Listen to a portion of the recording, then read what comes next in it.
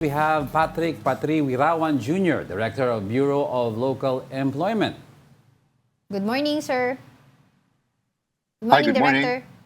Yeah, thanks for joining us today. Siyempre, ang unang katanungan po dyan, ano po yung mga factors, no? O yung mga attributes dito behind yung pagtaas po ng underemployment rate natin dito sa ating bansa? Thank you po unang-una sa pag-invite po sa Department of Labor and Employment to share information on the recent PSA Labor Force Survey. And on your question po on underemployment, no, we take note of this current result, and we're looking at some possible reasons, which include, of course, first and foremost, yung need ng ating mga kababayan po for additional income. But aside from that, we're looking at possible option to explore or create or improve their work experiences, no? May mga kababayan po tayo na marahil ay may mga available na free time na pwede nilang magamit to have more productive activities during those free time. But we observe under this particular indicator for underemployment, they fall under the sectors of wholesale and retail, agriculture, and accommodation and food service activities. And so these are the sectors where we see that our workers would have additional time, no, to be able to do part-time work. And of course, increase income and increase their work experiences. Okay, Director Patrick, I'd like to ask you about unemployment. No? Now, there's an increase also of unemployment rate. Now, is this also a result of an increase in underemployment? Kasi ang underemployment, pag kulang ang income, baka after a period of a few months, mag-resign yung tao. So, nagkakaroon ng unemployment. So, may epekto po ba ito? Thank you, sir, for that question. No? First and foremost, we'd like to reiterate when we try to analyze this data coming from the PSA, no? We want to always look at or compare year on year and quarter on quarter. Okay. Very minimal lang po yung pagtingin natin kapag ka mga month on month comparison, no? Kasi talagang maraming factors that could affect individuals' behaviors, kaya nag-move sila from one sector to another sector, one activity to another activity.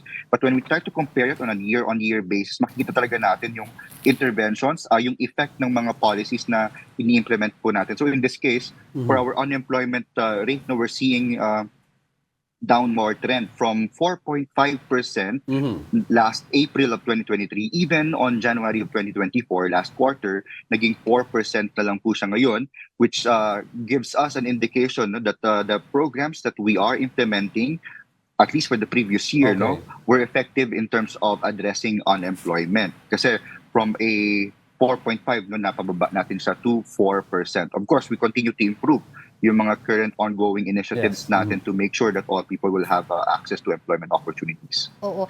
Director, do we have data po ba doon sa mga walang trabaho regarding naman po doon sa kanilang edad? I'm asking this because remember po, we have yung K-12 program natin, and once nag-graduate po sila ng senior high school, ang sabi po nila, pwede na sila ma-employ. So do we have data on meron po bang mga na-hire na mga senior high school after graduating from that level?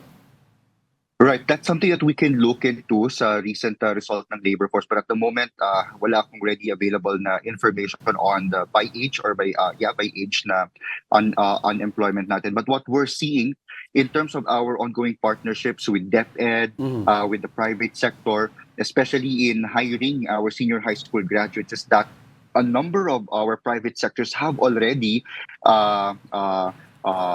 acknowledge or recognize, no, na may mga senior high school graduates tayo na may qualifications or skills, no, that are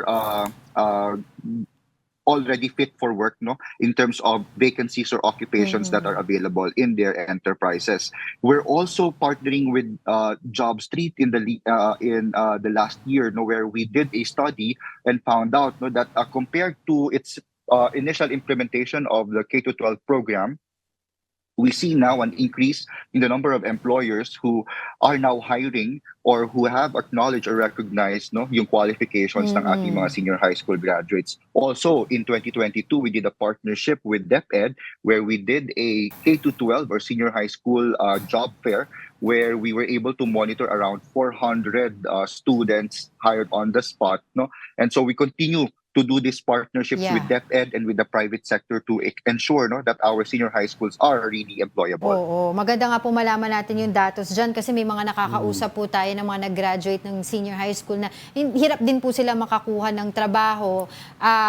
Baka po kasama po sila dito sa mga datos ninyo ng underemployment. Pero ano po yung mga programa po natin para po mas ma-improve pa natin yung mga skills ng Filipino workers tulad nga po ng nabanggit ni Diego kanina, talagang nagkakaproblema yung skills matching. Maraming trabaho na available, but skills matching, another issue din yan.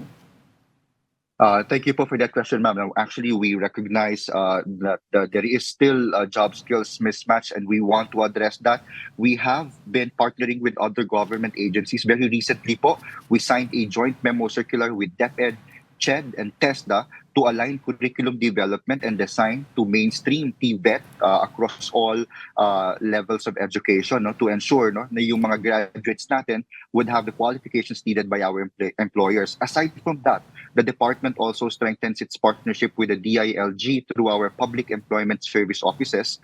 We have signed a memorandum of agreement also with the DILG and the Public Employment Service Office Managers Association of the Philippines, which strengthens the capacity of our PESOs to be able to facilitate employment opportunities. So, sinisiguro po natin na ang ating mga public employment service offices sa kani-kaniyang mga LGUs po ay mayroong kapasidad para makapagbigay ng oportunidad sa ating mga kababayan na naghahanap ng trabaho. Kasama po dyan, ini-implementa rin po natin ang tinatawag nating mga youth employability programs, katulad po ng Job Start Program, Special Program for Employment of Students, kung saan tayo po ay nakikipag-ugnayan sa private sector upang maging partner po natin sa pag-implement ng mga programang ito para po yung mga work experiences na nakukuha nila ay angkop sa pangangailangan po ng industriya. All right. With that, thank you for joining us, Patrick Patriwirawan Jr., Director of the Bureau of Local Employment.